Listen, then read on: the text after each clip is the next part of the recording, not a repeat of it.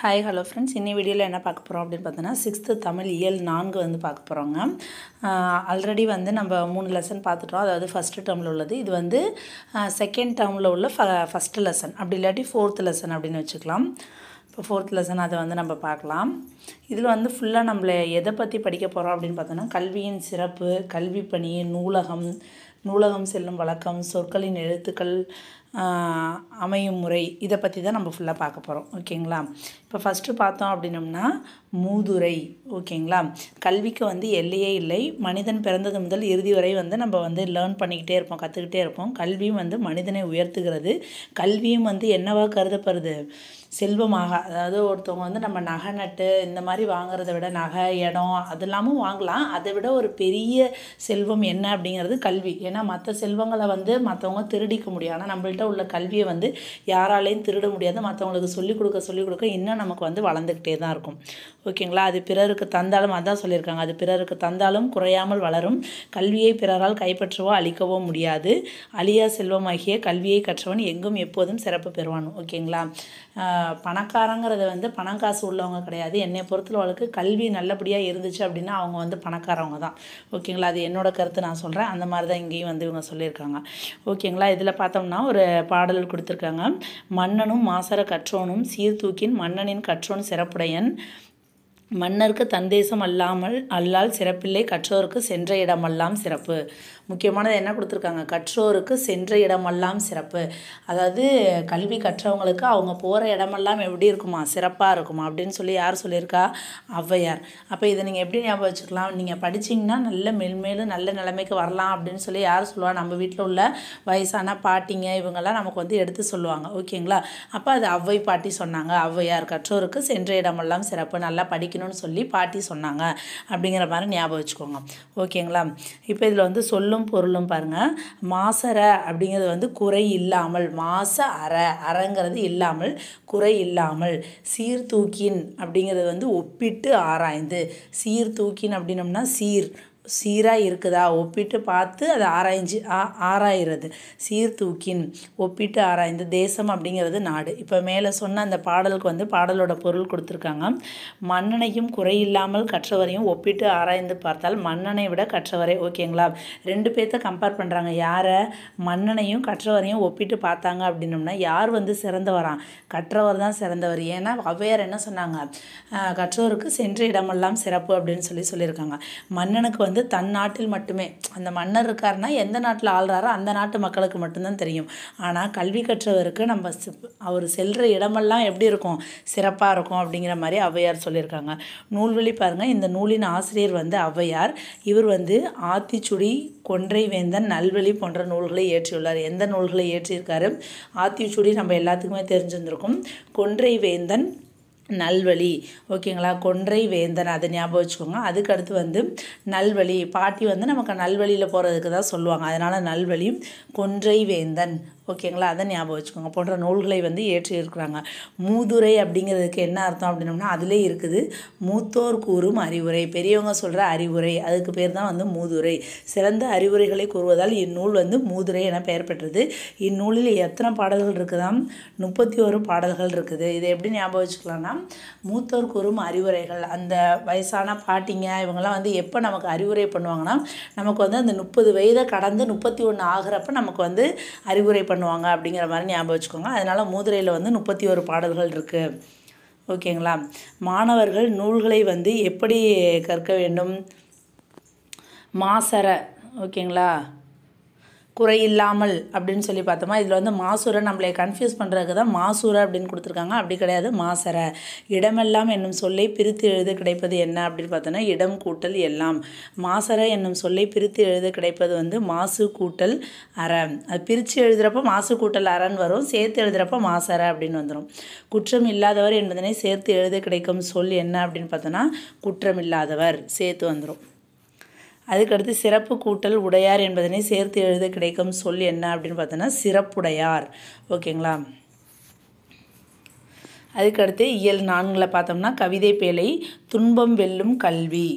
துன்பம் வெல்லும் கல்வி.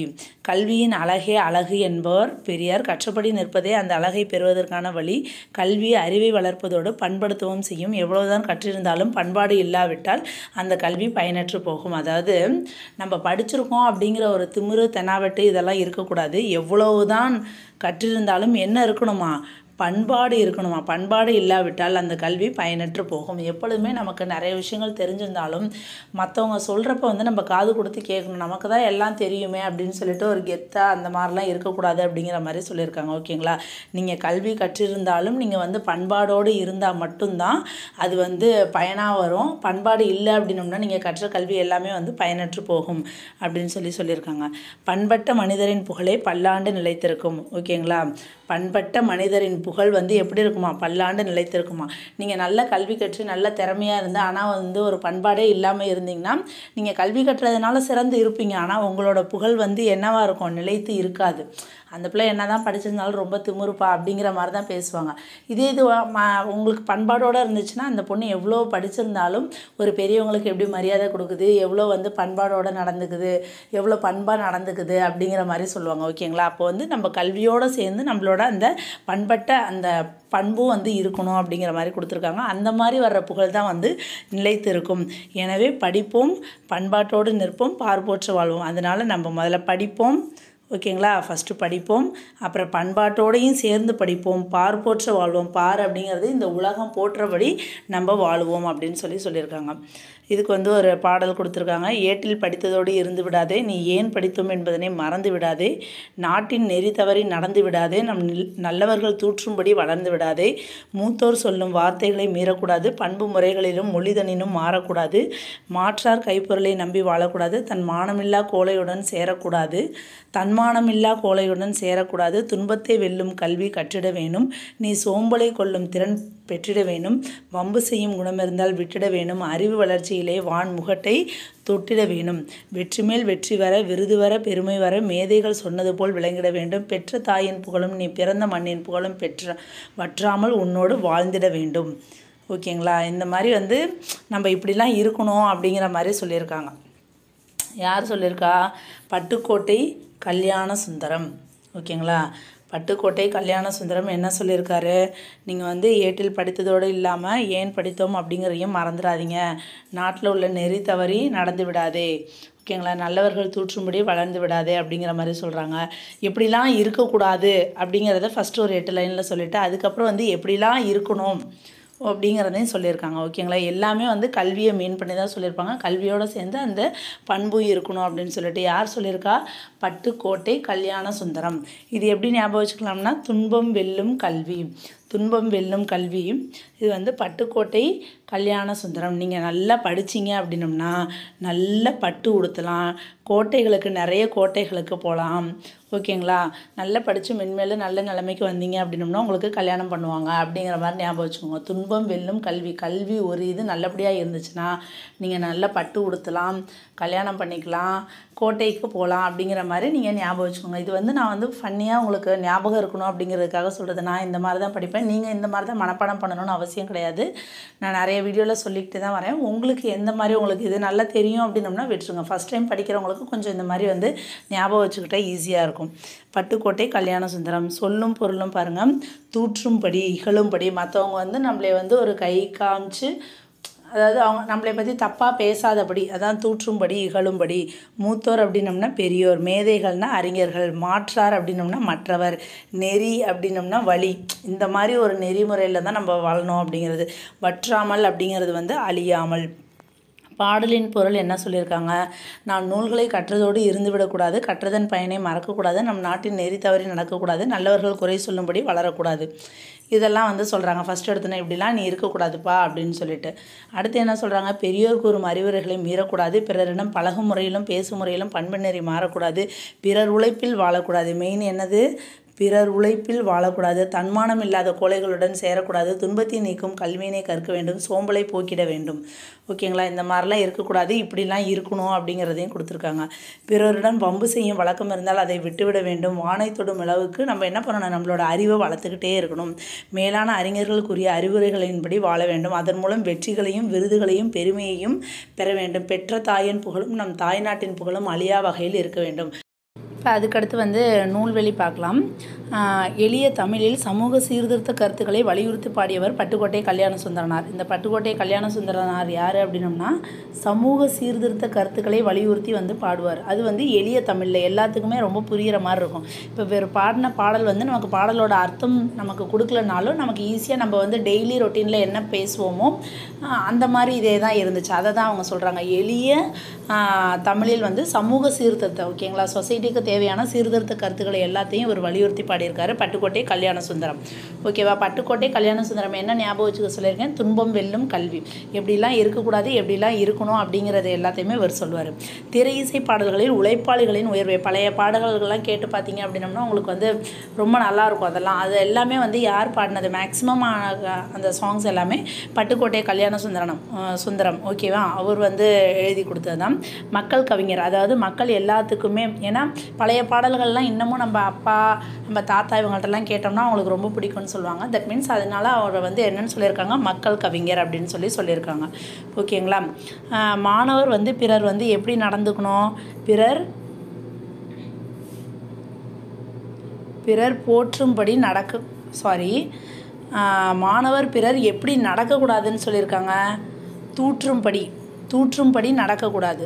ஓகேங்களா, தூற்றும்படினா நம்மளை பற்றி ஏதாச்சும் தப்பாக சொல்லுவாங்க, அந்த மாதிரி நம்ம நடக்கக்கூடாது, நம்ம நடக்கிறது தான் அவங்க சொல்கிறது. தூற்றும்படி நடக்கக்கூடாது, போற்றும்படி நடக்கணும். ஏன்னா நமக்கு அதனால தான் டக்குன்னு வந்து என்ன சொல்லியிருக்காங்க, ஃபஸ்ட்டு ஆப்ஷனில் போற்றும்படின்னு கொடுத்துருக்காங்க. ஏன்னு கேட்டோம்னா நம்ம ஃபஸ்ட் எடுத்தோன்னா மாணவர் பிறர் என்ன பண்ணக்கூடாது, போற்றும்படி நடக்கக்கூடாது, போற்றும்படி நடக்கணும், அந்த மாதிரி தான் நமக்கு டக்குன்னு தோணும். ஆனால் பின்னாடி நம்ம சென்டென்ஸை வாசித்து பார்க்கணும். நடக்கக்கூடாது அப்படின்னா தூற்றும்படி. ஓகேங்களா, நாம் டேஷ் சொல்படி நடக்க வேண்டும். யாரோட, மூத்தோர், ஓகேங்களா, வயதுக்கு மூத்தவங்க, அவங்களோட சொல்கிற வார்த்தைகளை கேட்டு தான் நம்ம நடக்கணும். கைப்பொருள் என்னும் சொல்லை பிரித்து எழுத கிடைப்பது என்ன அப்படின்னு பார்த்தோன்னா கை கூட்டல் பொருள். மானம் கூட்டல் இல்லா என்பதனை சேர்த்து எழுத கிடைக்கும் சொல் என்ன அப்படின்னு பார்த்தோன்னா மானமில்லா. ஓகேங்களா, அதுக்கடுத்து உரைநடை உலகம் பார்க்கலாம். இயல் 4 வந்து கல்வி கண் திறந்தவர். ஓகேங்களா, கல்வி நிலையங்கள் காலந்தோறும் மாறி வருகின்றன. தொடக்கத்தில் ஆசிரியரின் வீட்டிலே தங்கிய மாணவர்கள், ஓகேங்களா, இப்போ வந்து எஜுகேஷன் வந்து காலங்காலமாக மாறிக்கிட்டே வருதுன்னு சொல்கிறாங்க. ஆரம்பத்தில் வந்து டீச்சர்ஸோட வீட்டுக்கு தான் வந்து ஸ்டூடெண்ட்ஸ் போய் அந்த குருகுலம் இந்த மாதிரிலாம் சொல்லுவாங்கள்ல, அந்த மாதிரி வந்து படிச்சுக்கிட்டு இருந்தாங்க. அதுக்கப்புறம் வந்து என்னாச்சு, ஆசிரியர் வந்து வீட்டுக்கு சென்று, அதாவது ஹோம் டியூஷன்னு சொல்லுவாங்க. டீச்சர்ஸ் வந்து இப்போ ஹோம் டியூஷன்னு சொல்கிறாங்களா, அப்போ ஹோம் டியூஷன் கிடையாது, கிளாஸே வந்து எப்படி எடுப்பாங்களா, ஆசிரியரே வந்து வீட்டுக்கு சென்று தான் வந்து கல்வி கற்றனராம். அதன் பிறகு என்ன பண்ணாங்க, பொதுவான ஒரு இடத்தில் மாணவர்களுக்கு, பொதுவான ஒரு இடத்துக்கு அந்த மரத்துக்கடியிலலாம் வர சொல்லி மாணவர்களுக்கு ஆசிரியர்கள் வந்து கற்பிக்கிறாங்க. இவையே இன்றைய பள்ளிக்கூடங்கள். அதுதான் வந்து இப்போ உள்ள ஸ்கூல். ஓகேங்களா, ஆரம்பத்தில் வந்து மரத்துக்கடியில் உட்கார வச்சு நடத்திட்டு இப்போ அதை வந்து ஒரு கட்டடம் மாதிரி கட்டி ஸ்கூல் அப்படிங்கிறத இது பண்ணியிருக்காங்க. அப்போ எஜுகேஷன் எந்த மாதிரி மாறி இருக்கு பாருங்கள், அதாவது எப்படி வந்திருக்கு பாருங்கள். இவையே இன்றைய பள்ளிக்கூடங்கள். முன்பு ஒரு சில ஊர்களில் மட்டுமே பள்ளிகள் இருந்தன, இன்று பள்ளிகளின் எண்ணிக்கை அதிகரித்துள்ளது. இத்தகைய கல்வி புரட்சிக்கு யார் வந்து வித்திட்டவர், யார் வந்து இதுக்கு இனிஷியேட் பண்ணார் அப்படிங்கிறத பற்றி தான் நம்ம பார்க்கலாம். இப்போ ஃபஸ்ட்டு வந்து ஒரு நிகழ்வு ஒன்று இருக்குது. கொஞ்சம் பசங்க சிறுவர்கள் வந்து என்ன பண்ணிகிட்ருக்காங்க, ஆடு வந்து மேய்ச்சிட்ருக்காங்க. அப்போ வந்து அந்த வழியாக வந்து ஒரு கார் வந்து வருது. அப்போ அதுலேருந்து ஒருத்தர் கீழே இறங்கி ஆடு மேய்ச்சிட்ருக்கிற அந்த பசங்களை கூட்டி பேசுகிறாரு. ஏன் நீங்கள்லாம் வந்து ஸ்கூலுக்கு போகாமல் இந்த மாதிரி ஆடு மேய்ச்சிட்ருக்கீங்க, ஏன் உங்களுக்குலாம் ஸ்கூல் லீவா அப்படின்னு சொல்லி கேட்குறாங்க. அப்போ அந்த குழந்தைங்க அந்த பசங்க என்ன சொல்கிறாங்க, ஸ்கூல் அப்படிலாம் எங்கள் ஊரில் எதுவுமே கிடையாது அப்படின்னு சொல்லி அவங்க சொல்கிறாங்க. அப்படியா, அப்போ உங்கள் ஊரில் வந்து ஒரு ஸ்கூல் இருந்துச்சுன்னா நீங்கள் போய் படிப்பீங்க தானே அப்படின்னு சொல்லி அவர் கேட்குறாரு. படிப்போமே அப்படின்னு சொல்லிட்டு சொல்கிறாங்க. அப்போ தான் வந்து அந்த ஊர்தோறும் என்ன பண்ணணும், பள்ளிக்கூடங்களை திறக்கணும் அப்படின்னு சொல்லி ஒரு முடிவுக்கு வந்திருக்காரு. இது வந்து ஒரு நிகழ்வு, ஒரு இன்சிடெண்ட்டு. நிகழ்வு 2 என்ன நடந்திருக்கு, ஒரு ஸ்கூலில் ஒரு விழா நடக்குது, அதில் வந்து பார்ட்டிசிபேட் பண்ணுறதுக்காக போகிறாங்க. அப்போ வந்து ஸ்டூடெண்ட்ஸ்கிட்ட கேட்குறாங்க, ஸ்டூடெண்ட்ஸ்கிட்ட வந்து படிப்பறிவு இருந்தால்தான் நாடு முன்னேற்றம் அடையும், அமையும் அப்படின்னு சொல்கிறாங்க. எனவே நாடு முழுவதும் என்ன பண்ணணுமா, 50,000 பள்ளிகளை திறக்க முடிவு பண்ணியிருக்கிறோம் அப்படின்னு சொல்கிறாங்க. ஓகேங்களா? படிப்பறிவு இருந்தால் தான் நம்மளோட நாடே முன்னேற்றம் அடையும். அதனால் நாடு முழுவதும் 50,000 பள்ளிகளை திறக்கிறதுக்காக நாங்கள் முடிவு பண்ணியிருக்கிறோம். குழந்தைங்க நீங்கள் எவ்வளோ தூரம் நடந்து போவீங்க, நீண்ட தூரம் நடந்து போனீங்கன்னா ரொம்ப டயர்டாயிருவீங்க, அப்புறம் எப்படி படிக்க முடியும்?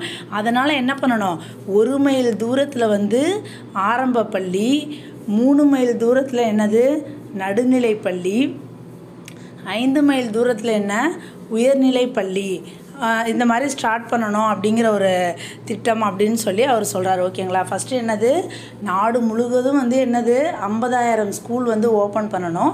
ரொம்ப தூரம் நடந்து போனீங்கன்னா நீங்கள் ரொம்ப டயர்டாயிருவீங்க. அதனால் ஒவ்வொரு கிலோமீட்டர்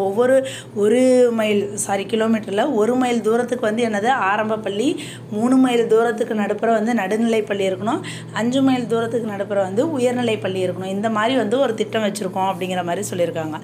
நிகழ்வு 3 என்ன அப்படின்னு பார்த்தோன்னா, பள்ளி நிகழ்ச்சி ஒரு இதில் வந்து தேசிய கொடியை வந்து ஏற்றுமாறு அழைக்கிறாங்க. ஓகேங்களா? அப்போதைக்கு அவர் வந்து எழுந்திரிச்சுவார். இதெல்லாம் வந்து கல்வி கண் திறந்தவர் யார் அப்படிங்கிறத லாஸ்ட்டில் சொல்லுவாங்க. உங்களுக்கு வந்து இப்போ ஃபஸ்ட்டு ஒவ்வொரு இன்சிடெண்ட்டாக சொல்லிகிட்டு இருக்காங்க. எல்லோரும் எழுந்திரிச்சு நிற்கிறாங்க. அப்போது வந்து ஒரு மாணவன் என்ன பண்ணிடுறான், கீழே விழுந்துடுறான். அதனால் எல்லோரும் ரொம்ப பதட்டம் அடைஞ்சு அவனுக்கு தண்ணி தெளித்து அவனை எழுப்பி விட்றாங்க.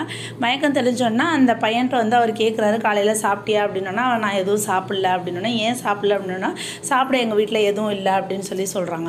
இப்போ இந்த இன்சிடென்ட் நடந்தோன்னா அவர் என்ன சொல்கிறாரு, படிக்க வரும் மாணவர்களுக்கு என்ன பண்ணணுமா, ஒருவேளை உணவாவது வழங்கணும் அப்படின்னு அவர் முடிவு பண்ணியிருக்காரு. ஒவ்வொரு இன்சிடென்ட் மூலியமாகவும் அவர் என்ன பண்ணியிருக்காரு, திட்டங்களை வந்து ஒவ்வொன்றா வந்து இம்ப்ளிமெண்ட் பண்ணியிருக்காரு. அதுக்கடுத்து நிகழ்வு 4 பாருங்கள். பரமக்குடி தரைப்பாலத்தை பார்த்தபோது உடன் வந்த அந்த எஜுகேஷன் மினிஸ்டரோட வந்து பேசுகிறாரு. இந்த காட்டாற்றில் வந்து இப்போ தண்ணி போயிட்டுருக்கு அப்படின்னோம்னா இந்த பக்கத்தில் உள்ள மாணவர்கள் வந்து எப்படி வந்து ஸ்கூலுக்கு போவாங்க அப்படின்னு சொன்னால், இப்போ அவர் சொல்கிறாரு, இந்த மாதிரி மழை பெய்கிற சமயத்தில் தண்ணி வர்ற சமயத்தில் ஸ்கூலுக்கு வந்து வரமாட்டாங்க அப்படின்னு சொன்னோன்னா, அப்போ இந்த பக்கமே ஒரு பள்ளிக்கூடம் கட்டலாம் தானே அப்படின்னு அவர் சொல்கிறாரு. அப்போ அவர் எஜுகேஷன் மினிஸ்டர் சொல்கிறாரு, நம்ம போட்ட ரூல் பிரகாரம் பார்த்தோன்னா 3 மைல் தூரத்திற்குள்ளார வந்து பள்ளிக்கூடம் இருந்தால் பக்கத்தில் வந்து வேறு பள்ளிக்கு வந்து அனுமதியே கிடையாது அப்படின்னு அதிகாரி சொல்கிறாரு. அவர் முடிப்பதுக்குள்ளாயே அவங்க என்ன சொல்கிறாங்க, அவர் என்ன சொல்கிறாரு, நீங்கள் இந்த காட்டாற்றை வந்து காரணம் காட்டுங்க, இதை காரணம் காமிச்சு இந்த பக்கம் வந்து ஒரு பள்ளிக்கூடம் கட்ட அனுமதி வாங்குங்க, நான் ஏற்பாடு செய்கிறேன் அப்படின்னு சொல்கிறாரு. ஓகேங்களா? ரூல் வந்து அப்படியே இருந்தாலும் நடுப்புற இந்த காட்டாறு இருக்கிறதுனால அந்த காரணத்தை காமிச்சு இந்த சைடே வந்து ஒரு ஸ்கூல் ஓப்பன் பண்ணலாம் அப்படிங்கிற மாதிரி அவர் சொல்கிறாரு. இப்போ நம்மள்கிட்ட கேள்வி கேட்குறாங்க, ஆடு மேய்க்கும் சிறுவர்களையும் அந்த பள்ளிக்கூடம் செல்ல வழி செய்தவர் யாருன்னு தெரியுமா? குழந்தைகள் பள்ளி செல்வதற்காக நீண்ட தூரம் நடக்கக்கூடாது அப்படின்னு நினச்சவர் யார்? பள்ளிக்கு படிக்க வரும் மாணவர்களுக்கு ஒரு வேளையாவது உணவு வழங்கணும்னு நினச்சவர் யார்? கல்வித்துறை விதிகளை வந்து மாணவரோட நலனுக்காக மாற்றி அமைக்கணும், அந்த வாழும் இடத்துல பள்ளிக்கூடத்தை அமைக்கணும்னு சொன்னவர் யார் அப்படின்னு சொன்னோம்னா, அவர்தான் கல்வி கண் திறந்தவர் என்று தந்தை பெரியாரால் மனதார பாராட்டப்பட்ட மறைந்த மேனாள் முதல்வர் காமராசர். ஓகேங்களா? இப்போ இந்த முன்னாடி நடந்த இன்சிடெண்ட் எல்லாமே வந்து யார் இருந்திருக்காரு, கல்வி கண் திறந்த காமராஜர். ஓகேங்க, முதல்வர் கல்வி கண் திறந்தவர் காமராசர். இதில் வந்து நிறைய கேள்வி என்ன கேட்பாங்கன்னா, கல்வி கண் திறந்தவர் என்று யார் வந்து பாராட்டினாங்க? தந்தை பெரியார். இது முக்கியமானது. தந்தை பெரியார் பாராட்டினார். என்னன்னு சொல்லி பாராட்டினார்? கல்வி கண் திறந்தவர். யாரை பாராட்டினார்? காமராஜர். ஓகேங்களா? அதுக்கடுத்து காமராஜரோட சிறப்பு பெயர்கள் என்னென்ன அப்படின்னு பார்த்தோன்னா, பெருந்தலைவர், அவர் தான் வந்து பெரிய தலைவர். கருப்பு காந்தி. ஓகேங்களா? அதுக்கப்புறம் படிக்காத மேதை. அப்புறம் வந்து ஏழை பங்காளர், ஏழைகளுக்கு பங்காளர். அதுக்கடுத்து கர்ம வீரர். பெருந்தலைவர்னால் தலைவர்களை உருவாக்குபவர். ஓகேங்களா? அதுக்கடுத்து காமராஜரோட கல்வி பணிகள் என்னென்ன அப்படின்னு பார்க்கலாம். காமராஜர் வந்து முதலமைச்சராக பதவியேற்ற நேரத்தில் ஏறக்குறைய 6000 தொடக்கப்பள்ளிகள் மூடப்பட்டிருந்தன. இவர் வந்தோன்னா எத்தனை பள்ளி ஆரம்பிக்கலான்னு அவர் முடிவு பண்ணார்? 50,000. ஆனால் இவர் வந்து முதல்வராக வந்தப்போ எத்தனை பள்ளிகள் வந்து மூடப்பட்டு இருந்துச்சு? 6000. இந்த நம்பர்ஸ்லாம் வந்து ஞாபகம் வச்சுக்கோங்க.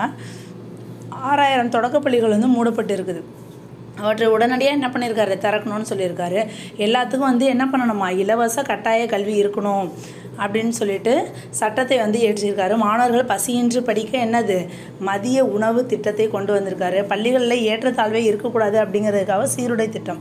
ஓகேங்களா? இப்போ ஒரு ஸ்கூல் இருக்குன்னா அதில் பணக்கார பிள்ளைங்களும் இருக்கும், ஏழை பிள்ளைங்களும் இருக்கும். இப்போ பணக்கார பிள்ளைங்க விதவிதமாக ட்ரெஸ் போட்டு வரும், ஏழை பிள்ளைங்க வந்து அதுங்கள்ட்ட இருக்கிற ட்ரெஸ்ஸை போட்டு வரும். அப்போ அந்த மாதிரி போட்டு வரப்போ உள்ளுக்குள்ளார ஒரு இன்ஃபீரியாரிட்டி காம்ப்ளெக்ஸ் வந்துடும். அது வரக்கூடாது அப்படிங்கிறதுக்காக ஒரு யூனிஃபார்ம் அப்படின்னு பார்த்தோன்னா அனைவரும் சமம், எல்லாருமே அதே ட்ரெஸ்ஸை துவைச்சி நீட்டாக அயன் பண்ணி போட்டு வருவாங்க. அப்போ யார் பணக்காரன் யார் ஏழை அப்படிங்கிற அந்த குழந்தைங்களுக்கு அந்த மனசில் எதுவும் வராது. நம்ம படிக்கணுங்கிற ஆர்வம் மட்டும்தான் இருக்கும். அதுக்காக அந்த சீருடை திட்டத்தை வந்து அறிமுகம் செஞ்சுருக்காரு. அதுக்கப்புறம் பார்த்தீங்கன்னா தமிழ்நாட்டில் வந்து பல கிளை நூலகங்கள், அதாவது லைப்ரரி வந்து தொடங்கியிருக்காரு. மாணவர்கள் உயர்கல்வி பெற பொறியியல் கல்லூரிகள், மருத்துவக் கல்லூரிகள், இந்த மாதிரி நிறைய காலேஜஸ்ஸு, அப்புறம் வந்து ஆசிரியர் பயிற்சி நிறுவனங்கள் இதெல்லாம் வந்து புதுசாக வந்து தொடங்கியிருக்காரு. இவ்வாறு கல்வி புரட்சிக்கு வித்திட்டவர் யார்?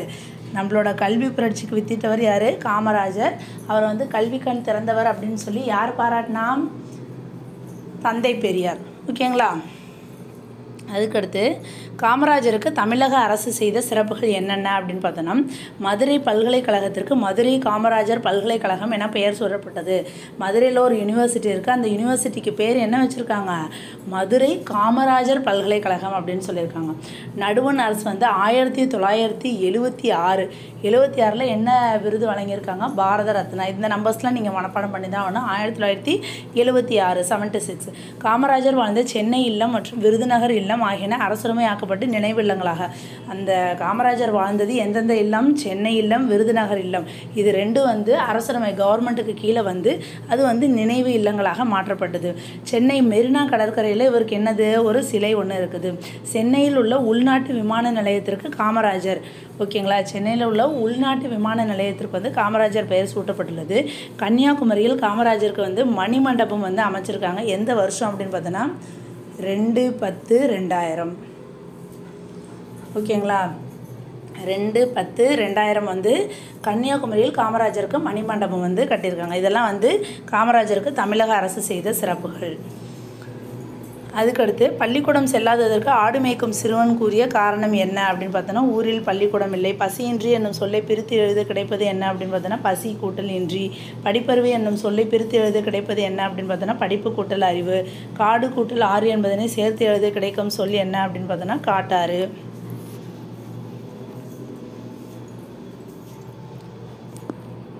குழந்தைகள் பள்ளியில் ஏற்றத்தாழ்வின்றி படிக்க என்ன சொல்லியிருந்தாங்க? சீருடை திட்டத்தை வந்து அறிமுகப்படுத்தினார். காமராஜரை கல்வி கண் திறந்தவர் என மனதார பாராட்டியவர் யார்? தந்தை பெரியார். ஓகேங்களா? அதுக்கடுத்து இயல் 4 அந்த விரிவானம் நூலகம் நோக்கி. ஓகேங்களா? நூலகம் லைப்ரரி நோக்கி போகலாம். கற்றது கையளவு, கல்லாதது உலக அளவு அப்படின்னு சொல்லுவாங்க. உலக அறிவை நாம் பெறுவதற்கு வந்து நம்ம ஸ்கூல் புக்ஸை மட்டும் படித்தா பத்தாது. பல்வேறு துறை சார்ந்த நூல்களையும் நம்ம வந்து தேடி படிக்கணும். அதுக்கு வந்து நமக்கு ஹெல்ப் பண்ணுறது என்ன அப்படின்னு பார்த்தோன்னா, ஃபஸ்ட்டு லைப்ரரி. ஓகேங்களா? சின்ன குழந்தைங்க ஃபஸ்ட்டு வந்து லைப்ரரியில் போய் டெய்லி வந்து என்ன பண்ண சொல்கிறாங்க? ஃபஸ்ட்டு நம்ம போய் உள்ளே போய் பார்க்கணும் டெய்லி. அதுக்கப்புறம் தான் ஒவ்வொரு புக்காக எடுத்து படிக்க ஆரம்பிக்கணும். ஓகேங்களா? நூலகங்கள் வந்து மாவட்ட நூலகம், கிளை நூலகம், ஊர்ப்புற நூலகம், பகுதி நேர நூலகம், தனியார் நூலகம், இது மாதிரி நிறைய வகையில் சொல்கிறாங்க. நமக்கு எக்ஸாம் பாயிண்ட் ஆஃப் வியூவில் என்ன முக்கியமோ அதை பார்த்துக்கலாம். ஆசியாவிலேயே 2வது பெரிய நூலகம் எங்கே இருக்கான்? நம்மளோட தமிழ்நாட்டில் இருக்குது. ஏஷியாவிலே 2வது பெரிய நூலகம் எங்கே இருக்குது? நம்மளோட தமிழ்நாட்டில் இருக்குது. இப்போ அதை பற்றி தான் நம்ம வந்து படிக்க போகிறோம். இப்போ என்ன பண்ணுறாங்க அப்படின்னு பார்த்தோன்னா, ஒரு நாள் களப்பயணமாக வந்து சென்னையில் உள்ள அண்ணா நூற்றாண்டு கழகத்திற்கு எங்கே போகிறாங்க? சென்னையில் உள்ள அண்ணா நூற்றாண்டு நூலகத்திற்கு வந்து போகிறாங்க. இப்போ டீச்சர் சொல்கிறாங்க, மாணவர்களே இதுதான் வந்து அண்ணா நூற்றாண்டு கழகம் அப்படின்ட்டு. ஸ்டூடெண்ட்ஸ், ஓ இவ்வளோ பெரிய நூலகம் அப்படின்னா, ஆமாம், ஆசிய கண்டத்திலே 2வது பெரிய நூலகம் நம்ம சொன்னோம்ல, அது வந்து சென்னையில் உள்ள தமிழ்நாட்டில் சென்னையில் உள்ள அண்ணா நூற்றாண்டு நூலகம் தான். ஓகேங்களா? இதில் வந்து தரைத்தளம் மற்றும்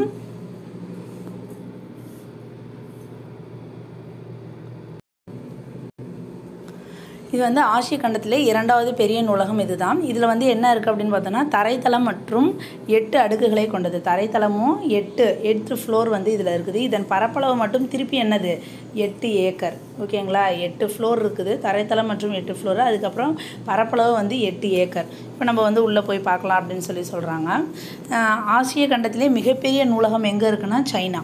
ஓகேங்களா? மிகப்பெரிய நூலகம் சைனாவில் இருக்குது. 2வது பெரிய நூலகம் வந்து தமிழ்நாட்டில் இருக்குது. அதான் வந்து சென்னையில் உள்ள அண்ணா நூற்றாண்டு நூலகம். ஓகேங்களா?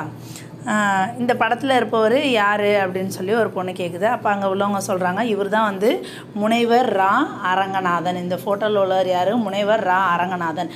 இவர் வந்து யாருன்னா நூலக விதிகளை, நூலகம்னா அந்த லைப்ரரியில் விதிகள், இந்த மாதிரி தான் புக்ஸ் அடுக்கி இருக்கணும், இப்படி இருக்கணும் சம்திங், அதுக்கெலாம் ரூல் மேக் பண்ணவர் யார்? ரா அரங்கநாதன். அதனால தான் இவர் என்ன சொல்கிறாரு? இந்திய நூலக அறிவியலின் தந்தை. இந்திய நூலக அறிவியலின் தந்தை. ஓகேங்களா, அதாவது ரொம்ப இந்த லைப்ரரியில் போய் படிக்கிறவங்க, ரொம்ப படிப்பாக இருக்கிறவங்கலாம் எப்படி இருப்பாங்கன்னா ரொம்ப சைலண்ட்டாக ஒரு மாதிரி அரங்கமாக இருப்பாங்க அப்படிங்கிற மாதிரி ஞாபகம் வச்சுக்கோங்க. அதனால அவர் வந்து அரங்கநாதன். ஃபன்னியாக உங்களுக்கு எது ஞாபகம் வருமோ அதை ஞாபகம் வச்சுக்கோங்க. இந்திய நூலக அறிவியலின் தந்தை வந்து அரங்கநாதன். அதுக்கப்புறம் வந்து மாணவர்களை தரைத்தளத்தில் பார்வைத்திறன் குறைபாடு உடையோருக்கான பிரிவு, அதாவது தரைத்தளத்தில் என்ன இருக்குது அப்படின்னு பார்த்தோன்னா பார்வைத்திறன் குறைபாடு உள்ளவங்களுக்காக ஒரு பிரிவு இருக்குது. அவர்கள் வந்து தொட்டு பார்த்து படிப்பதற்காக என்ன நூல்கள் இருக்குதாம்? பிரெய்லி நூல்கள் இருக்குது. அப்போ இது கேட்பாங்க, பார்வைத்திறன் குறைபாடு உடையோருக்கு அது எதை வச்சு அவங்க படிப்பாங்க அப்படின்னோம்னா பிரெய்லி நூல்கள், அதாவது தொட்டு பார்க்கறத வச்சு அவங்க வந்து புரிஞ்சுப்பாங்க. கேட்டு அறியக்கூடிய ஒளி வடிவ நூல்கள் குறுந்தகடுகள் வடிவில் உள்ளன. அவர்களுக்கு உதவி செய்ய பணியாளர்களும் உள்ளார்கள். இங்கு பிரெய்லி எழுத்தில் நூல்களை உருவாக்கும் கருவியும் உள்ளது, படியெடுக்கும் வசதியும். இதை பற்றிலாம் சொல்கிறாங்க. ஓகேங்களா, அதுக்கடுத்து வந்து என் பக்கத்து வீட்டு அண்ணாவிற்கு பார்வை குறைபாடு இருந்து பட்டப்படிப்பு முடித்துள்ளார். அவருக்கு இது மிகவும் பயன்பாடு இருக்கும், அதனால் இதை பற்றி நான் சொல்கிறேன் அப்படிங்கிற மாதிரி அந்த பையன் சொல்கிறான். நூலகர் சொல்கிறாங்க, இதோ நகரும் படிக்கட்டு, இதில் ஏறி நாம் வந்து என்ன பண்ணலாம், உள்ளுக்குள்ளாரே வந்து இந்த மாதிரி எஸ்கலேட்டர் வசதியெல்லாம் இருக்குது. ஓகேங்களா, இதில் ஏறி நம்ம ஃபஸ்ட் ஃப்ளோருக்கு போகலாம் அப்படின்னு சொல்கிறாங்க. ஃபஸ்ட் ஃப்ளோர் வந்து யாருக்காக இருக்குது அப்படின்னு பார்த்தோன்னா குழந்தைகளுக்கான சிறப்பாக உருவாக்கப்பட்ட பகுதி. இதில் என்ன இருக்கும் அப்படின்னு பார்த்தோன்னா குழந்தைகள் மகிழ்ச்சியான சூழலில் படிப்பதற்காக செயற்கை மரம் ஒன்று, அதாவது ஆர்டிஃபிஷியலாக, ஏன்னா குழந்தைங்க படிக்கணும்னா குழந்தைங்களை அட்ராக்ட் பண்ணுற மாதிரி எல்லாம் இருக்கணும் அப்படின்னு சொல்லிட்டு ஒரு ட்ரீ மாதிரி செயற்கையாக பண்ணியிருக்காங்க. சிறுவர்கள் மட்டுமல்ல, எல்லாத்துக்குமே இது வந்து பிடிக்கும். ஓகேங்களா, அந்த மாதிரி இது வந்து மேக் பண்ணியிருக்காங்க. இங்கே வந்து 20,000க்கும் மேற்பட்ட குறுந்தகடுகள் வந்து குழந்தைகளுக்காக சேகரித்து வைக்கப்பட்டுள்ளது. பிற நாடுகளிலிருந்து திரட்டப்பட்ட 50,000க்கும் மேற்பட்ட நிறைய நூல்கள் இங்கே வந்து இருக்குது அப்படிங்கிற மாதிரி சொல்கிறாங்க. குழந்தைகள் பிரிவில் அமைக்கப்பட்டிருந்த நூல் அடுக்குகளையும் விளையாடும் இடத்தையும் மாணவர்கள் வந்து பார்த்து மகிழ்கிறாங்க. அங்கு கண்ணையும் கருத்தையும் கவரும் வகையில் இருந்த புத்தகங்களை அவளுடன் கையில் எடுத்து மகிழ்ச்சியுடன் பார்த்தனர். அதுக்கடுத்து ஒரு தளத்தை பார்க்கவே இன்றைக்கி ஒரு நாள் பத்தாதே அப்படின்னு ஒரு பொண்ணு சொல்லுது. ஆம், நீ சொல்கிறது கரெக்டு தான், அவ்வளோ பெருசாக இருக்குது. ஏன்னா இது டோட்டலாக 8 ஏக்கர். அப்போ பார்த்துக்கோங்க எவ்வளோ பெருசாக இருக்குன்ட்டு. அதுக்கப்புறம் வந்து ஒவ்வொரு தளமாக பார்த்துக்கிட்டே வராங்க. இப்போ வந்து 7வது ஃப்ளோருக்கு வந்துட்டாங்க. இதுதான் வந்து 7வது தளம். இங்கே என்ன இருக்குது அப்படின்னு பார்த்தோன்னா பழமையான ஓலைச்சுவடிகள் இருக்குது. கீழே கிரவுண்ட் ஃப்ளோரில் வந்து பிரெய்லி இருக்குது, ஃபஸ்ட் ஃப்ளோரில் வந்து சிறுவர்களுக்கு இருக்குது, 7வது இதில் வந்து பழமையான ஓலைச்சுவடிகள் வந்து இருக்குது. இதே தளத்தில் தான் வந்து வரலாறு, புவியியல், சுற்றுலா இந்த மாதிரி இதெல்லாமும் இருக்குது அப்படிங்கிற மாதிரி சொல்லியிருக்காங்க. இங்கே வந்து அனைத்து வகை போட்டித் தேர்வுகளுக்கு தேவையான, அதாவது நீங்கள் காம்படேட்டிவ் எக்ஸாம்லாம் எழுதணும் அப்படின்னம்னா உங்களுக்கான புக்ஸ் எல்லாமே 7th ஃப்ளோரில் இருக்குது அப்படிங்கிற மாதிரி கொடுத்துருக்காங்க. மின் நூலகமும் இருக்குது. அனைத்து துறை சார்ந்த தரமான மின் நூல்களும் மின் இதழ்களும் இங்கே இருக்குது அப்படின்னு சொல்லியிருக்காங்க. இப்போ அண்ணா நூலகத்தில் டோட்டலாக 8 தளங்களில் எந்தெந்த தளங்களில் என்னென்ன மாதிரியான புக்ஸ் வச்சுருக்கு அப்படிங்கிற மாதிரி கொடுத்துருக்காங்க. தரைத்தளம் வந்து நம்ம என்ன சொல்லியிருக்கோம், பிரெய்லி நூல், அதே மாதிரி சொந்த நூல் படிப்பகம். ஓகேங்களா, முதல் தளத்தில் வந்து குழந்தைகள் பிரிவு, பருவ இதழ்கள்னால் மாதம் வரும்ல அந்த மாதிரி இது. இரண்டாம் வந்து தமிழ். மூன்றாவது வந்து என்ன அப்படின்னு பார்த்தோன்னா கணினி அறிவியல், தத்துவம், அரசியல். இரண்டாவது வந்து தமிழ். ஞாபகம் வச்சுக்கோங்க. இப்போ நமக்கு வந்து ஸ்கூலில் வந்து பார்த்தோம் அப்படின்னோம்னா எக்ஸாம் வைக்கிறப்ப இங்கிலீஷ், தமிழ் அப்படிங்கிற மாதிரி ஞாபகம் வச்சுக்கோங்க. அப்போ தமிழ் வந்து 2வதாக இருக்குது. 3வது தளத்தில் வந்து கணினி அறிவியல் இருக்குது. அப்போ கிளாஸில் வந்து நமக்கு வந்து பீரியட் வந்து 3rd பீரியட் வந்து எப்பொழுதும் கம்ப்யூட்டர் தான் வரும் அப்படிங்கிற மாதிரி ஞாபகம் வச்சுக்கோங்க. ஓகேங்களா, கம்ப்யூட்டர் தான் வரும். கம்ப்யூட்டர் வந்துச்சுன்னா அதில் நிறைய தத்துவமாக சொல்லிக்கிட்டே இருப்பாங்க. ஓகேங்களா, அப்போ கம்ப்யூட்ரு கிளாஸில் தான் வந்து நம்ம எல்லோரும் சேர்ந்து உட்காந்து அரசியல் பேசுவோம். இந்த மாதிரி ஞாபகம் வச்சுக்கோங்க. கணினி அறிவியல், தத்துவம், அரசியல் நூல்கள். ஓகேங்களா, அதுக்கடுத்து 4வது தளத்தில் என்ன இருக்குது, பொருளியல், சட்டம், வணிகவியல், கல்வி. ஓகேங்களா, இதெல்லாம் இப்போ உங்களுக்கு எந்த மாதிரி ஞாபகம் வச்சுக்க முடியுமோ அந்த மாதிரி நீங்கள் ஏதாச்சும் ஒரு க்ளூ வச்சு நீங்கள் ஞாபகம் வச்சுக்கோங்க. 4வது தளத்தில் என்ன இருக்குதாம், பொருளியல், சட்டம், வணிகவியல், கல்வி. சட்டம் நல்லா ஞாபகம் வச்சுக்கோங்க. 4 சட்டம் அப்படிங்கிறது வந்து 4 எழுத்து இருக்குது, அதனால சட்டம் அப்படிங்கிற மாதிரி ஞாபகம் வச்சுக்கோங்க. 5வது தளத்தில் பார்த்தோம் அப்படின்னோம்னா கணிதம், அறிவியல், மருத்துவம். ஓகேங்களா, 5th ஸ்டாண்டர்ட் போகிறப்ப நமக்கு வந்து மேக்ஸ் வந்து நல்லா தெரிஞ்சிருக்கணும். அப்படி தெரிஞ்சால் தான் நீங்கள் வந்து டாக்டர் ஆக முடியும், மருத்துவம் படிக்க முடியும் அப்படின்னு ஞாபகம் வச்சுக்கோங்க. 5th வந்து மேக்ஸு, சயின்ஸு, மருத்துவம். ஓகேங்களா, அதுக்கடுத்து 6வது தளத்தில் வந்து என்ன அப்படின்னோம்னா, இப்போ நீங்கள் 5வது தளத்தில் மேக்ஸ் சரியாக படிக்கல அப்படின்னோம்னா நீ 6வது தளத்தில் வந்து பொறியியல் தான் படிக்கணும். அப்படி இல்லாட்டி திரைப்படக்கலைக்கு போகணும், வேளாண்மைக்கு போகணும், இந்த மாதிரி ஞாபகம் வச்சுக்கோங்க. அதுக்கடுத்து 7வது நம்ம ஆல்ரெடி பார்த்துட்டோம். அதில் தான் வந்து அந்த ஓலைச்சுவடிகள்லாம் இருக்கும். வரலாறு, சுற்றுலா இந்த மாதிரி இதெல்லாம் வந்து 7வதுல இருக்கும். அப்புறம் வந்து காம்படிட்டிவ் எக்ஸாமுக்கான புக்கும் வந்து 7வதுல தான் இருக்கும். 8வது தளம் வந்து நூலகத்தோட நிர்வாக பிரிவு. ஓகேங்களா, அந்த லைப்ரரியோட ஆஃபீஸ் வந்து 8th ஃப்ளோரில் இருக்கும். ஐயா இங்கே உள்ள புத்தகங்களையும் நான் வீட்டிற்கு எடுத்து செல்ல முடியுமா அப்படின்னு ஒரு பொண்ணு கேட்குது. அப்படிலாம் எடுத்துகிட்டு போக முடியாது, நீங்கள் இங்கே தான் உட்காந்து படிக்கணும் அப்படின்னு சொல்கிறாங்க. இந்த நூலகத்தில் எல்லா இடத்துலையும் குழுன்னு இருக்கே அப்படின்னு சொன்னோன்னா நூலகம் முழுவதுமே வந்து ஏசி வச்சுருக்காங்க. இதே வசதியுடன் கூட்டரங்கு, கலையரங்கு, கருத்தரங்கு இதெல்லாம் இருக்குது அப்படின்ட்டு. ஓகே, இந்த இதை பார்த்துக்கலாம். நூலகத்தில் படித்து உயர்நிலை அடைந்தவர்கள் சிலர் யாருன்னு சொல்லி கேட்டிருக்காங்க. அறிஞர் அண்ணா. இந்த நூலகத்துக்கு பேர் என்னது? அண்ணா நூற்றாண்டு நூலகம். அதுக்கடுத்து ஜவஹர்லால் நேரு. ஓகேங்களா. அதுக்கடுத்து அண்ணல் அம்பேத்கர், காரல் மார்க்ஸ். இவங்கெல்லாம் வந்து அதாவது இவங்க மட்டும் கிடையாது, நிறைய பேர் இருக்காங்க. அதில் ஒரு சிலரை மட்டும் நமக்கு தெரிஞ்ச பேர்களை சொல்லியிருக்காங்க. அறிஞர் அண்ணா, ஜவஹர்லால் நேரு, அண்ணல் அம்பேத்கர், காரல் மார்க்ஸ். ஓகேங்களா. அதுக்கடுத்து இங்கே ஃபுல்லாக ஏசி இருக்குது அப்படிங்கிற மாதிரி சொல்லியிருக்காங்க. இத்தனை வசதிகள் நூலகத்தில் உள்ளனவா? எங்கள் ஊரில் நூலகம் இல்லையே, என்ன செய்வது அப்படின்னு சொல்லி ஒரு பொண்ணு கேட்குது. அதற்கு தான் தமிழக அரசு என்ன பண்ணியிருக்கான்? நடமாடும் நூலகத்தை வந்து அறிமுகம் பண்ணியிருக்கு. அப்படின்னா என்ன அப்படின்னு சொல்லி அந்த பொண்ணு கேட்குது. எங்கள் வீட்டின் அருகில் உள்ள கிளை நூலகத்தை தவறாமல் பயன்படுத்துவோம் அப்படின்னு சொல்லி சொல்கிறாங்க. அந்த நடமாடும் நூலகத்தை தமிழகம் ஆரம்பிச்சிருக்குன்னு சொல்கிறாங்க. அப்படின்னா நான் அதை வந்து பயன்படுத்துகிறேன்னு சொல்லி பீட்டர் சொல்கிறான். மாணவர்களும் வந்து நாங்களும் இனிமேல் எங்கள் வீட்டுக்கு பக்கத்தில் என்ன லைப்ரரி இருக்கோ அதுக்கு நாங்கள் போகிறோம் அப்படின்னு சொல்லி சொல்கிறாங்க. அதுக்கப்புறம் வந்து சிறந்த நூலகர்களுக்கு வந்து டாக்டர் எஸ்ஆர் அரங்கநாதன் விருது வந்து வழங்கப்படுகிறது. சிறந்த நூலகர்களுக்கு என்ன விருது வழங்குறாங்களாம்? இந்த நூலகவியலின் தந்தை வந்து அரங்கநாதன் தானே, அவரோட விருதையே வந்து வழங்குறாங்க. எஸ்ஆர் அரங்கநாதன் விருது அப்படின்னு அவார்டு வந்து கொடுக்குறாங்க. அதுக்கடுத்து வந்து இலக்கணம் பார்க்கலாம். இயல் 4 இன எழுத்துக்கள்.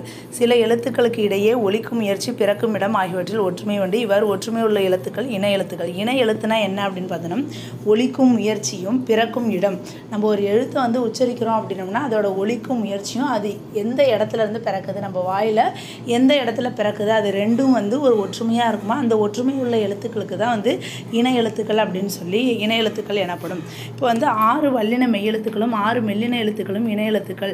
இதில் இன எழுத்துக்கள் என்ன அப்படின்னு பார்த்தோன்னா 6 வல்லின மெய்யெழுத்துக்கள், 6 வல்லின மெய்யெழுத்துக்களும் 6 மெல்லின எழுத்துக்களும் இன எழுத்துக்கள். தட் மீன்ஸ் வல்லின மெல்லினா நமக்கே தெரியும், கசட தபர ஞங்கன நமன.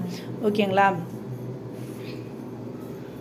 இது 6 வந்து என்னன்னு சொல்லியிருக்காங்க? இன எழுத்துக்கள்னு சொல்லியிருக்காங்க. சொற்களின் மெல்லின மெய்யெழுத்தை அடுத்து பெரும்பாலும் அதன் இனமாகிய வல்லின எழுத்து வரும். ஓகேங்களா. மெல்லின மெய்யெழுத்தை அடுத்து எப்பொழுதுமே என்ன வருமா? அதுக்கு இனமான வல்லின எழுத்து தான் வரும் அப்படின்னு சொல்லியிருக்காங்க. அதாவது நமக்கு வந்து தெரியும், க ச ட த ப ர, கசட தபர. அதுக்கப்புறம் இங்கே பார்த்தோன்னா ஞ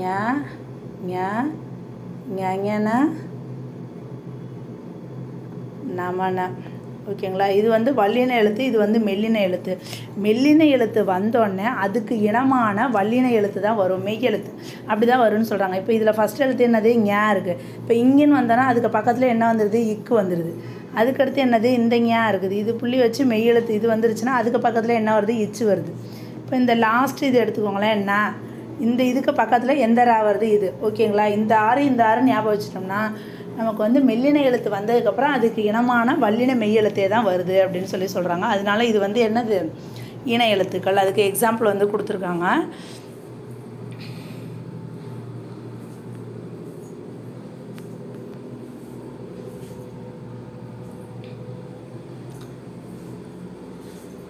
அதுக்கடுத்து இடையின எழுத்துக்கள் 6. இது வந்து ஒரு இனம், எரள வளல. ஓகேங்களா.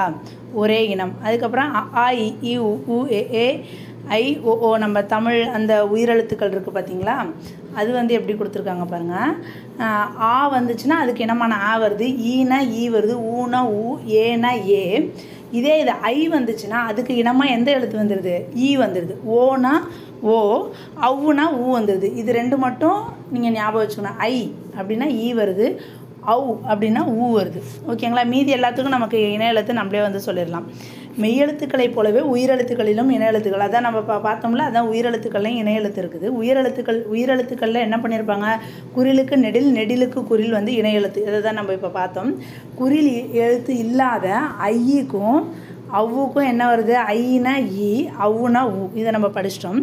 சொல்லில் உயிரெழுத்துக்கள் சேர்ந்து வருவது இல்லை. ஓகேங்களா. உயிரெழுத்துக்கள் என்ன வர்றதில்ல? சேர்ந்து வர்றதே இல்லை அப்படின்னு சொல்லியிருக்காங்க. ஓகேங்களா. அளபெடையில் மட்டும் நெடிலை தொடர்ந்து அதன் இனமாகிய குறில் எழுத்து சேர்ந்து வரும். அளபெடையில் மட்டுமே எப்படி இருக்குமா, அதோட நெடிலை தொடர்ந்து அதன் இனமாகிய குறில் எழுத்து சேர்ந்து வரும். அளபெடையில் பாருங்கள், இங்கே நெடில் எழுத்து ஓ அப்படின்னு இருக்கா, அதுக்கு இனமான என்ன வந்துடுது, ஓ அப்படின்னு வந்துடுது. அதுக்கப்புறம் தூ அப்படின்னா என்ன வந்துடுது, அதோட குறில் என்னது, ஊ. ஓகேங்களா. ஈ தளி ஈ அப்படின்னு சொல்லியிருக்காங்களா, அப்போ லீ அப்படிங்கிறதுனால அதுக்கடுத்து என்ன வந்துடுது, ஈ வந்துடுது. ஓகேங்களா. தமிழ் எழுத்துக்களில் எதுக்கு மட்டும் இணை எழுத்து கிடையாது, ஆயுத எழுத்துக்கு மட்டும் இணை எழுத்துக்கள் கிடையாது. அதுக்கடுத்து மெல்லினத்திற்கான இணை எழுத்து இடம்பெறாத சொல் எது அப்படின்னு சொல்லியிருக்காங்க. ஓகேங்களா. மெல்லினத்திற்கான இணை எழுத்து இடம்பெறாத சொல், மெல்லினம்னு என்னது, ஞன நமன, அது இல்லாதது என்ன, இல்லு, அதுதான் நமக்கு கிடையாது. அதனால் கல்வி. தவறான சொல்லை வட்டமிடுக. கண்டான், வென்றான், நண்டு, வண்டு. வென்றான் அதில் ரா இப்படி வரணும், வேற ரா கொடுத்துருக்காங்க. ஓகேங்களா. அதுக்கடுத்து பிழையான சொல் திருத்தம். தென்றல், இதுக்கு 2 சுழி இன் வரணும், இதுக்கு 3 சுழி கண்டம். நன்றிக்கு இந்தரி வரணும். மண்டபம் 3 சுழி இன் வரணும். ஓகேங்களா. அதுக்கடுத்து யாதானும் நாடாமல் ஊறாமல் என்னொருவன் சாந்தனையும் கல்லாதவாறு, இது ஒரு குறள். ஆற்றவும் கற்றார் அறிவுடையார் அஃதுடையார் நாற்றிசையும் செல்லாத நாடு இல்லை, அந்நாடு வேற்று நாடு ஆகா தமவே ஆம் ஆயினால் ஆற்றுணா வேண்டுவது இல். பழமொழி 400. இது மட்டும் கேட்பாங்க. ஓகேங்களா. ஆற்றுணா வேண்டுவது இல் அப்படிங்கிறது எங்கே வந்திருக்குது, பழமொழி 400. ஆற்றுணா வேண்டுவது இல். ஓகேங்களா. அது பழமொழி 400. இது ஒரு பழமொழி மாதிரி இருக்குல்ல, அதை ஞாபகம் வச்சுக்கோங்க. ஆற்றுணா வேண்டுவது இல்.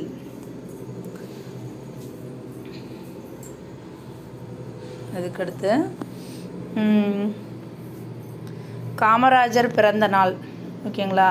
இது ஒவ்வொருத்தவங்க பிறந்த நாள் எது சொல்லியிருக்காங்க. ஜவஹர்லால் நேரு பிறந்த நாள் குழந்தைகள் தினம். ஓகேங்களா. டாக்டர் எஸ் ராதாகிருஷ்ணன் பிறந்த தினம் ஆசிரியர் தினம். அதுக்கடுத்து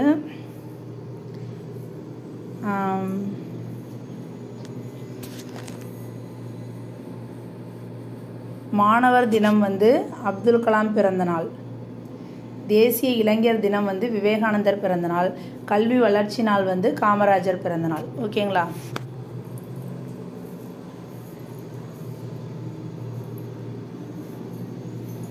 அதுக்கடுத்து இது இந்த பேராகிராஃபை படித்து இதை சொல்கிறாங்க. இது நமக்கு அவ்வளோக்கா முக்கியம் கிடையாது.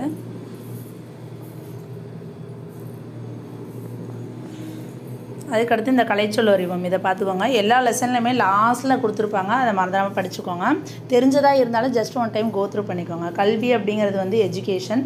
தொடக்கப்பள்ளி அப்படிங்கிறது ப்ரைமரி ஸ்கூல். மேல்நிலை பள்ளி அப்படிங்கிறது ஹையர் எஜுகேஷன். நூலகம்னா லைப்ரரி. மின் படிக்கட்டுனா எஸ்கலேட்டர். மின் தூக்கி அப்படிங்கிறது லிஃப்ட். இது நமக்கு கன்ஃபியூஸ் ஆகிற மாதிரி இருக்கும், இதை நல்லா பார்த்துக்கோங்க. மின் படிக்கட்டும் மின் தூக்கியும். படிக்கட்டு, மின் படிக்கட்டுங்கிறது எஸ்கலேட்டர். மின் தூக்கிட்டு போகிறது லிஃப்ட். மின் அஞ்சல் இமெயிலு. குறுந்தகடுங்கிறது நம்ம சிடின்னு சொல்லுவோம்ல, காம்பேக்ட் டிஸ்க், சிடி. மின் நூலகம் அப்படிங்கிறது இ லைப்ரரி. மின் நூல் அப்படின்னா இ புக்ஸு. மின் இதழ்கள் அப்படிங்கிறது இ மேகசின். ஓகேங்களா. அவ்வளோதான். 4th லெசன் முடிஞ்சிருச்சு. அடுத்து நம்ம 5th லெசனில் பார்க்கலாம். பை.